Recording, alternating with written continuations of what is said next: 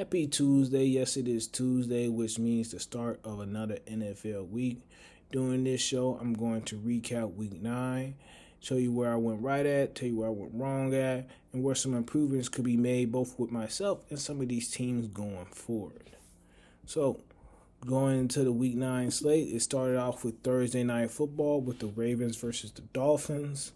Kind of figured the Ravens was going to run away with this one. Lamar Jackson was back, and the Dolphins is just a bottom dumpster fire team. Lamar Jackson could do no wrong. He was dealing. He was willing. Was expecting a little bit more of a bigger game and a bigger role from Derrick Henry as Lamar Jackson was coming back from that hamstring injury. Derrick Henry still end up getting over 100 yards. Thought he was going to get some touchdowns, but like I said, Lamar Jackson was willing and dealing. Lamar didn't really use his legs too much, so we'll see how that hamstring is feeling in the next couple of weeks. But the Dolphins, on the other hand, like this is a team who looks like they're lost. The players are yelling at the coaches, and the coaches are yelling at the players. It just doesn't look like a fun time happening in Miami. This is a team that's ready for the season to be over with, in my opinion. Next game, 49ers and the Giants. The 49ers, of course, I knew they was going to win. Not because they're necessarily, well, right now they are the better team. It's just like the Giants is just way too hurt. That emotional state in the locker room, losing a leader like Cam Scatterboo. And then losing neighbors earlier in the season.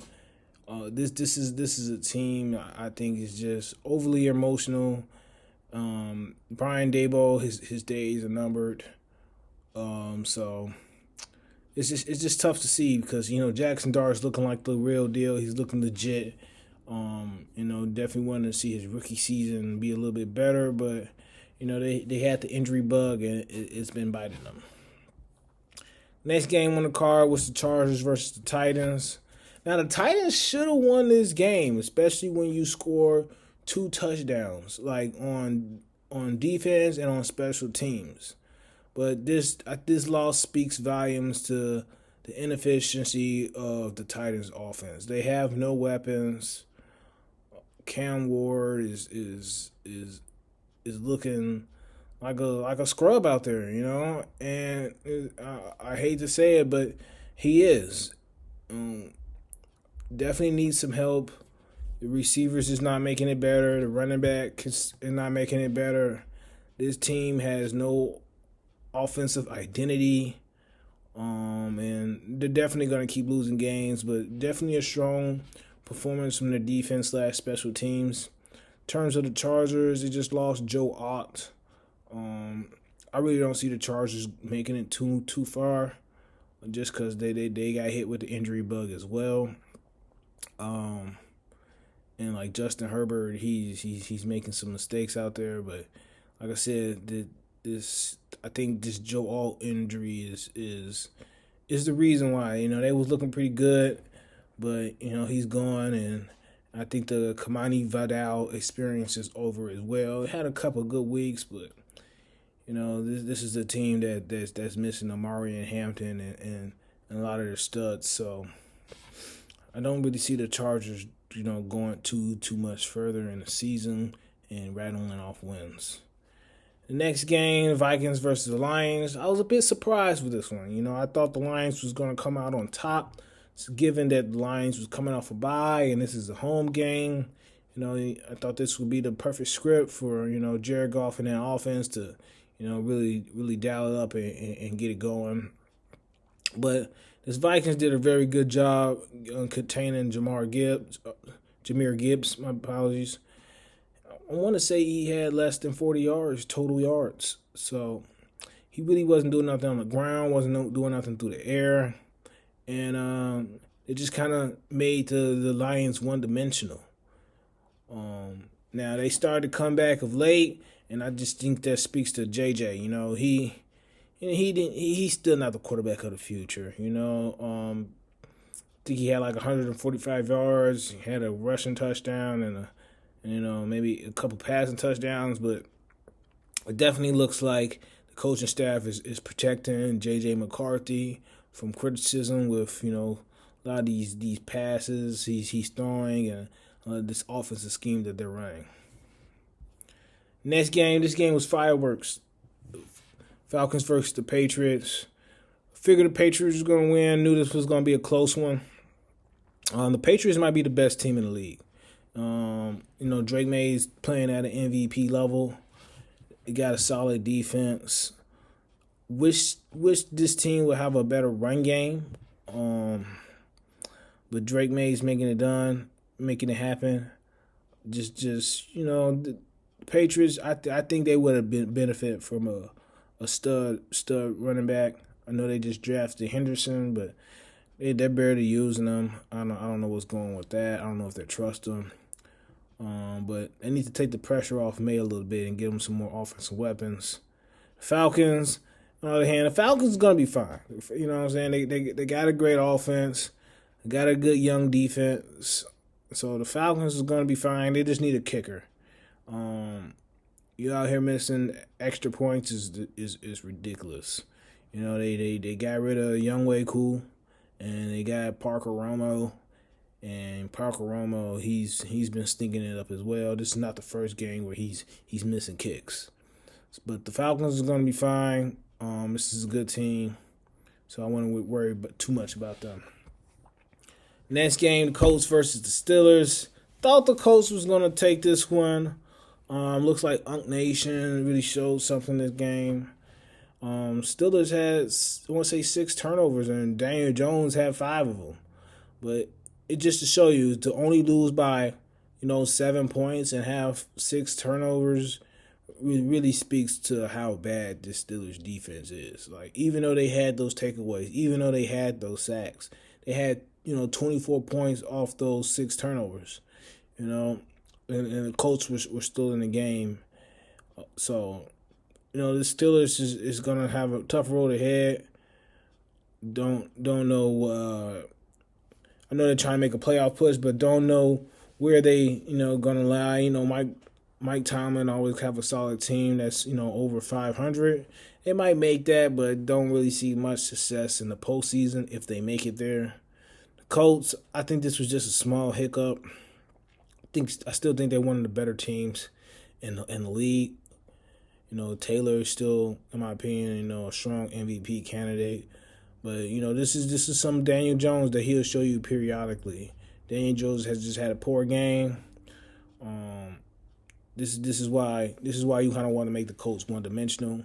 I think you want the Daniel Jones to beat you, and as you see, he's turnover prone.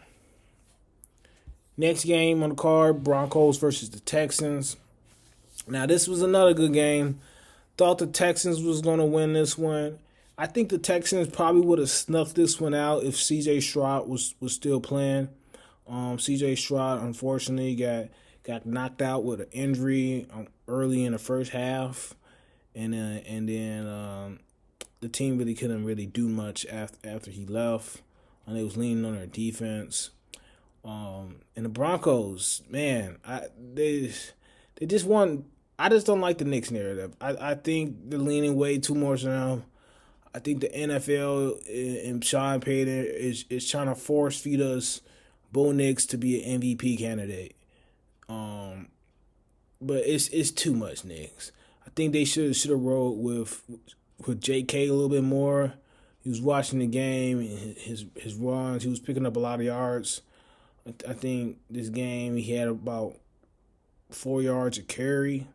So I would like them to ride J.K. a little bit more. But it seems like Sean Payton really wants people to really buy into this Bo Nix experience. And it feels like they're force-feeding us Bo Nix way, way too much. But, he got the win. Might have to start putting some more respect on the Broncos' name. Still got a strong defense and a decent enough quarterback to get it done. But I just don't like the narrative building around Bo Nix, and I feel like it's very much force-fed. Next game, Bears versus the Bengals. Figured the Bears was going to win this. Like I said, the Bengals got a historically bad defense. Last week they gave up 39 points to the Jets. This week they gave up 47 points to the Bears. But nevertheless, Ben Johnson looks like he's in his bag. He was creative, coming up with great plays. Shout out Coastal Loveland, man. He really had a big game. But this team is, allergic to covering the tight end. So you figured the tight end was going to have a good game. Like I said, it's just sad. Joe Flacco's out here balling. The offense out here looking explosive. It's just the defense can't stop nothing. And and they just traded away one of their better linebackers. So this defense is going to be even worse. So expect some more losses for the Bengals, but hey, it's going to be fun on the offensive side. Next game, Panthers versus the Packers. Man, what can I say? Rico Dotto's that dude. Straight up, he's that guy. Another 100-plus rushing game, another 2-touchdown game. Chuba Herbert, it's time to pack your bags. Like you're not getting that back. Like Rico has looked like the best running back outside of Jonathan Taylor, in my opinion. So Rico looks like he can't be stopped, and he looks like looks like this the revenge tour. He signed for so little money, and he had to prove it. And he got on the field and he's proven it. In terms of the Packers, Jordan Love is not that guy. He looked very terrible. Should have had more turnovers than what he did. But yeah, could put some more respect on the Panthers defense. I thought Jacobs was going to have a bigger game than he did. They was just leaning way too much to Jordan Love. Like they need to start treating Jordan Love like Bryce Young and just hand the ball off, let our running back do the work, and just try your best to make turnover free football. Next game, Saints versus the Rams. Definitely anybody could have predicted this. The Saints, I'm not sure if they're going a full-scale rebuild, but they need to rebuild. They're leaning more to the youth movement. Alvin Kamara's cooked. Only good player they got is Chris Olave, and he's depending on Tyler Solik to get him the ball. And it's just not happening. In terms of the Rams, they probably got the best offense in the league. So anybody they go up against, they're gonna score points. They got two of the best receivers in Puka and Adams, and they got a really good solid running back in Kyron Williams, and an offensive guru head coach in Sean McVay. So this team is going to be a tough out for anybody who faced them in the playoffs, and I just believe they got the best offense in the league. And I don't know what defense could stop them. It's too much to keep track of. Puka and Adams, two future Hall of Famers, and they got Kyron Williams, who is consistent as always. Next game, Jags versus the Raiders. When I gave this prediction last week, I was kind of on the fence. I knew the Jaguars were going to take it, but this was a close game. I did not know Brock Bowers was coming back, but man, did he, raise the ceiling of that team. That Raiders team looked like they were just hot garbage. And as soon as Brock Bowers come in, get 3 touchdowns and over 100 yards. So this team was definitely waiting for him to come back. And they definitely missed him. In terms of the Jags, I don't know what to say about the Jags, man. Brian BTJ got injured again. Travis Hunter's on IR, so they're shorthanded. They're probably gonna have to be leaning more and more just onto the run. Trevor Lawrence had 2 rushing touchdowns. This game ended up going to overtime. Yeah, it's not really much to say about the Jags, but they're in the thick of it and going to be, battling with the Colts, who comes on top with that division. But the Jaguars, they won enough games, I guess, where you can, take them kind of serious. But this is a team that's in my opinion is just an average team, you know. So they don't really scare nobody. Going on to the next game, this was the money game. Money game. Chiefs versus the Bills. Now, I did not, expect the Pacheco injury. I mean, Kareem Hunt still had a solid game, but you could tell they was probably looking for some more explosive runs, even though Pacheco hasn't been that explosive, so to speak. But it just felt like the Chiefs was missing something, and that Bills that run attack is lethal, between James Cook and Josh Allen. It's going to be hard to stop the Bills, but they definitely need another receiver.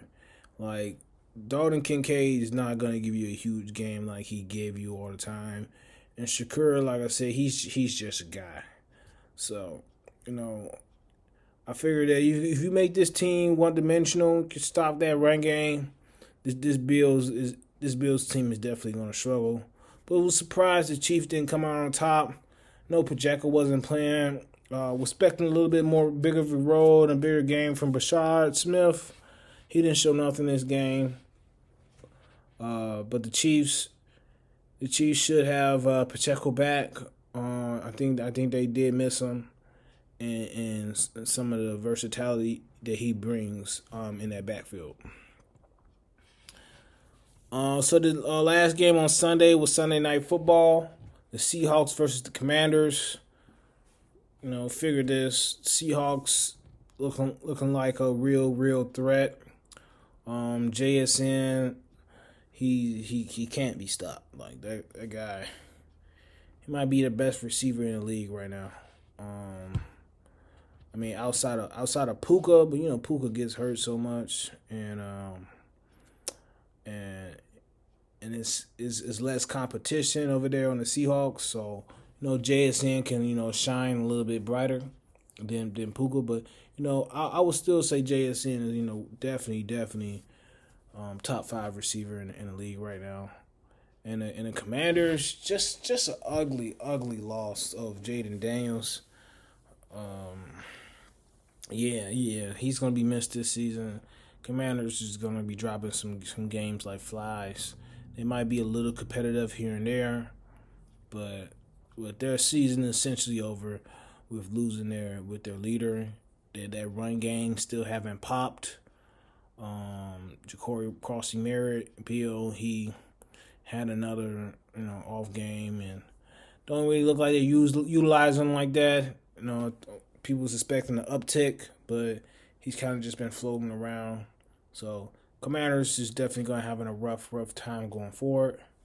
And then the last game, Monday Night Football, the Cardinals versus the Cowboys.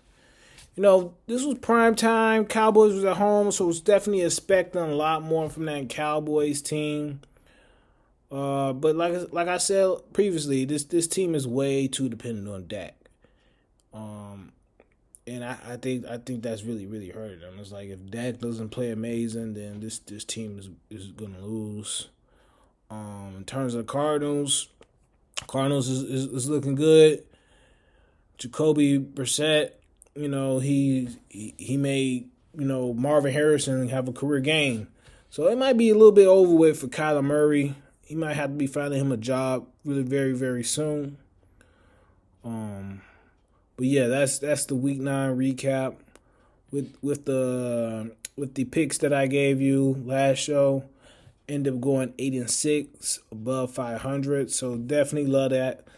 So I'm gonna keep striving to get a better record than that. But stay tuned for my next video, which is going to be the Week 10 preview show. So be on the lookout for that. And let me know what y'all think in the comments. So thank you for watching, and see you on my next video.